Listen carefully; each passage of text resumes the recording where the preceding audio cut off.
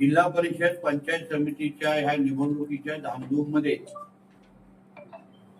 काल आदरणीय नरेंद्र मोदीजींच्या नेतृत्वात असलेल्या आपल्या केंद्र सरकारने अर्थमंत्री निर्मला सीतारामन यांच्या माध्यमातून जो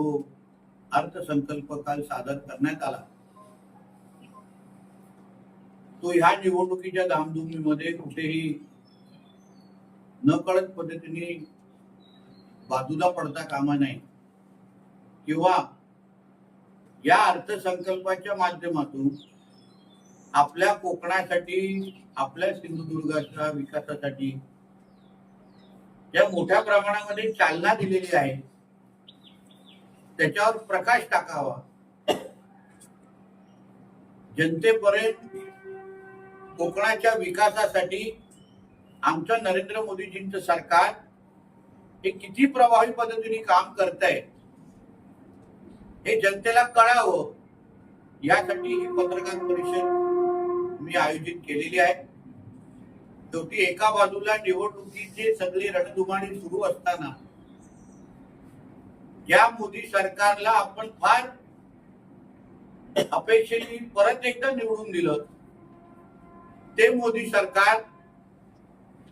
आपल्यासाठी काय करताय, आदरणीय राणे साहेब खासदार म्हणून ज्याचं प्रतिनिधित्व करतात त्या सरकारच्या माध्यमातून कोकणाच्या अर्थकारणाला चालना कशी दिली जाते हे सांगण्याचा आणि ही माहिती देण्यासाठी आज आपल्याला इथे बोलवलेलं आहे। कालचा अर्थसंकल्प हे कर्तव्य भवन मध्ये मांडण्यात आलं आणि प्रामुख्याने आपल्या कोकणाच्या अर्थकारणाच्या दृष्टिकोनातून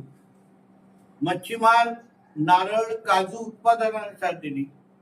मोठ्या प्रमाणामध्ये निर्णय घेण्यात आलेले आहेत, ज्याच्यावर आपल्या कोकणाचं अर्थकारण अवलंबून आहे।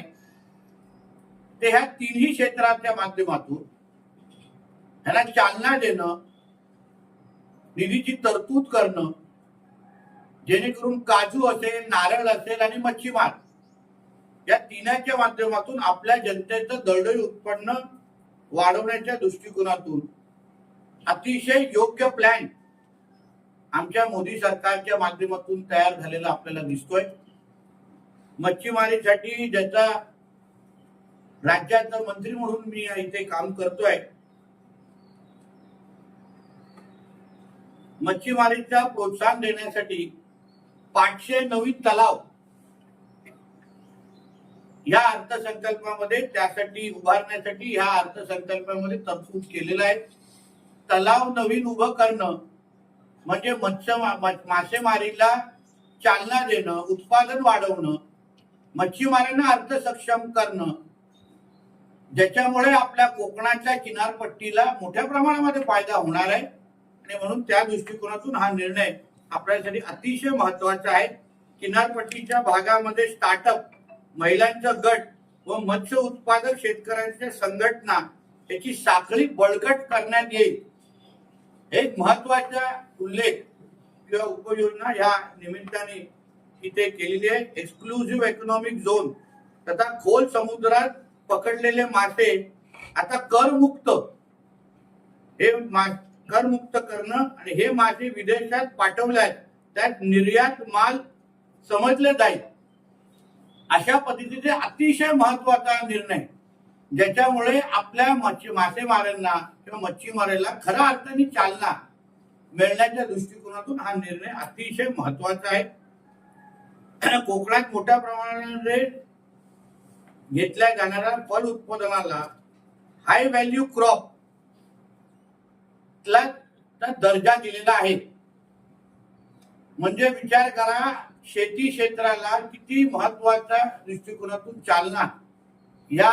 निर्णयाच्यामुळे आपल्या कोकणामध्ये मिळणार आहे। आता नारळावर आपलं बरेपैकी आपलं अर्थकारण अवलंबून असतं, राज्य सरकार म्हणून पण आम्ही नारळ उत्पादनाला आणि त्यासाठी सिंधुदुर्गासाठी सिंधुदुर्गासारखे जिल्हे जिथे नारळ उत्पादनाला फार मोठ्या प्रमाणामध्ये स्कोप आहे, त्यासाठी कोकणातील नारळ बागायतीला पुनर्जीवित करण्यासाठी सरकारने विशेष पाऊल उचलले. नारळ संवर्धन योजना जाहीर करण्यात आलेली आहे आणि नारळ उत्पादनातील जागतिक स्पर्धा लक्षात घेता भारताची उत्पादकता वाढवणे हे योजनेचे मुख्य उद्दिष्ट आहे. आता ह्याचा डायरेक्ट इम्पॅक्ट आपल्या कोकणाच्या अर्थकारणाला होणार, कारण आपल्या इथे नारळ मोठ्या प्रमाणामध्ये येतो, त्याच्याप्रमाणे जोडधंदे होतात. नारळाच्या अवलंबून असणारे मोठ्या प्रमाणामध्ये शेतकरी आहेत आणि म्हणून अर्थसंकल्पामध्ये घेतलेला निर्णय हा थेट आपल्या इकडच्या सिंधुदुर्ग, रत्नागिरी, रायगडच्या अर्थकारणाला मोठ्या प्रमाणामध्ये चालना देणार आहे. आता पुढे जात असताना ज्याचा उल्लेख मी काही महिने अगोदर जेव्हा आमचं डिसेंबरचं अधिवेशन झालं आणि आदरणीय मुख्यमंत्र्यांनी जेव्हा बंदर विकास मंत्रालयाचा आढावा घेतला, तेव्हा कोल्हापूर वैभववाडीचा जो रेल मार्ग आहे, तुम्हाला आठवत असेल मी जिल्ह्यामध्ये येऊन त्या संदर्भात पत्रकार परिषद पण घेतलेली आणि त्या बैठकीमध्ये झालेले जे इतिवृत्त आहे, ज्यात अधिकृत पद्धतीने आमच्या सरकार दरबारी आहे आणि त्याच्यामध्ये जे आदरणीय मुख्यमंत्र्यांनी अतिशय सकारात्मक पद्धतीने ह्या प्रकल्पाला लागणारे 6,500 कोटी, त्याच्यामध्ये निम्मा किंवा अर्ध खर्च आपला केंद्र सरकार करेल, उर्वरित अर्ध राज्य सरकार करेल, हा जो निर्णय आदरणीय मुख्यमंत्री साहेबांनी दिलेला त्याचीच अंमलबजावणी ह्या अर्थसंकल्पामध्ये होत असताना आपल्याला दिसते. म्हणजे नुसतं मुख्यमंत्री बैठक घेईपर्यंत थांबले नाही, आमच्या सगळ्यांच्या विनंतीवरून त्यांनी केंद्र सरकारशी ते बोलले, रेल्वे मंत्र्यांशी ते बोलले आणि राज्य सरकार 50% निधी देण्यासाठी तयार आहे, तुम्ही तुमचा 50% हिस्सा द्या असा आग्रह आदरणीय मुख्यमंत्री साहेबांनी केंद्र सरकारकडे केला आणि त्याचमुळे कालच्या अर्थसंकल्पामध्ये 3,000 नाही, टोटल 30,000 रेल्वेसाठी ठेवले गेले, पण या 6,000 मधले 3,244 कोटीची तरतूद कोल्हापूर वैभववाडी रेल्वे मार्गासाठी ह्या अर्थसंकल्पाने आलेली आहे. आता उर्वरित राज्य सरकार म्हणजे आम्ही आमच्या माध्यमातून रेल्वे बोर्डच्या माध्यमातून देणार आहोत आणि म्हणून त्याची भूसंपादनाची प्रक्रिया जी आम्ही ऑलरेडी त्याची सुरू केलेली आहे त्याला मोठ्या प्रमाणामध्ये चालना या कालच्या अर्थसंकल्पामध्ये दिलेली आहे. म्हणजे त्या एका रेल्वे मार्गामुळे ज्याच्यासाठी आग्रह सन्मान्य राणे साहेब स्वतः होते, पुढारीचे आपले जाधव साहेब होते आणि आम्ही सगळेजण वर्षानुवर्ष ज्या रेल्वे मार्गासाठी आम्ही प्रयत्न करत होतो, ज्याच्यामुळे आमचा कोकण पश्चिम महाराष्ट्राला जोडला जाईल, आमचा कोकण अन्य बंदरांमध्ये रेडीकडे बंदर येत आहे, आनंदवाडी बंदर आहे, आपलं जयगड पोर्ट आहे, बंदर आहे, या सगळ्या पोर्ट बरोबर ज्या पद्धतीने आमच्या हे कोकण आणि पश्चिम महाराष्ट्र जोडला जाईल त्या दृष्टिकोनातून जो आमचा प्रयत्न होता, वर्षानुवर्ष तो प्रकल्प बंद होता, त्याला खऱ्या अर्थाने चालना या अर्थसंकल्पामध्ये दिलेली आहे. यासाठी आदरणीय मुख्यमंत्री साहेबांचं मी मनापासून आभार मानेन, आदरणीय पंतप्रधान साहेबांचा मनापासून आभार मानेन, कारण का खऱ्या अर्थाने आमच्या कोकणाच्या विकासाच्या दृष्टिकोनातून अतिशय महत्वाचा निर्णय घेतलेला आहे. ह्याच्या अगोदर पण निर्णय म्हणजे आमचे सुरेश प्रभूजींनी प्रयत्न केलेले, अन्य लोकांनी प्रयत्न, पण खऱ्या अर्थाने आता नागपूरमध्ये घेतलेली ती बैठक आणि आज काल झालेल्या अर्थसंकल्पामध्ये तरतूद म्हणजे बोले तसे चाले, हे जे काय आमच्या मुख्यमंत्री साहेबांची ओळख आहे आणि ज्यासाठी आदरणीय राणे साहेबांनी प्रामाणिक पद्धतीने पाठपुरावा केला त्याला खऱ्या अर्थाने अर्थसंकल्पामध्ये 3,244 कोटीची तरतूद करून त्या कामाला खऱ्या अर्थाने चालना दिलेली आहे. 2028 पर्यंत हा प्रकल्प पूर्ण करण्याचा आमचा मानस आहे आणि त्या दृष्टिकोनातून आम्हाला मुख्यमंत्री साहेबांनी काम करण्याचे पूर्ण आदेश आणि स्वातंत्र्य आम्हाला दिलेलं आहे. या बाबतीमध्ये आचारसंहिता सुरू होण्या अगोदर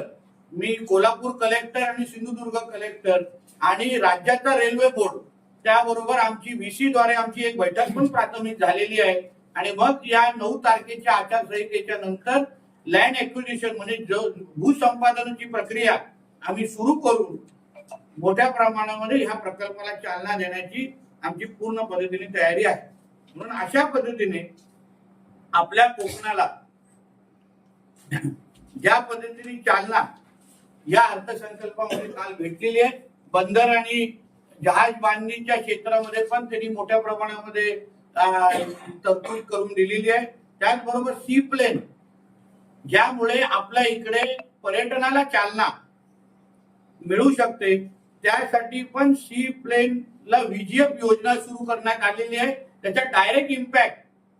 तुम्हाला कोकणातल्या किनारपट्टीच्या भागामध्ये दिसणार आहे. कारण भविष्यामध्ये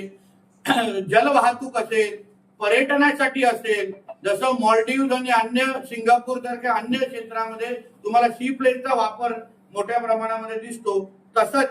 याही क्षेत्रामध्ये सी प्लेनच्या स्वदेशी निर्मितीमुळे केवळ प्रवास सुलभ होणार नाही, तर दुर्गम भागातील पर्यटनालाही मोठी कलाटणी मिळणार आहे. ज्याचा अर्थ आहे कोकण म्हणजे सिंधुदुर्ग. मुंबईला उद्या सिंधुदुर्गला जोडणं, सुरतला उद्या सिंधुदुर्गला जोडणं, रायगड, रत्नागिरी, सिंधुदुर्ग या सगळ्या पर्यटन क्षेत्राला खऱ्या अर्थाने सी प्लेनच्या माध्यमातून चालना देणं, यासाठी ही योजना अत्यंत महत्वाची आहे. आणि म्हणून या अर्थसंकल्पाच्या माध्यमातून जो टॅरिफ आपल्यावर युएसनी लादलेला आणि त्यानंतर आपल्या भारताला आत्मनिर्भर बनवण्याचा जो संकल्प आमच्या नरेंद्र मोदी साहेबांनी केलेला, त्याला मोठ्या प्रमाणामध्ये बूस्टर शॉट ज्याला म्हणतो, बूस्टर डोस ज्याला आपण बोलू, तो ह्या अर्थसंकल्पाच्या निमित्ताने शब्दापलीकडे कृतीतून जाऊन आमच्या नरेंद्र मोदीजींनी करून दाखवलेला आहे. आणि ह्यामुळे ह्या अर्थसंकल्पामध्ये आपल्या कोकणाला भरभरून देण्याचं काम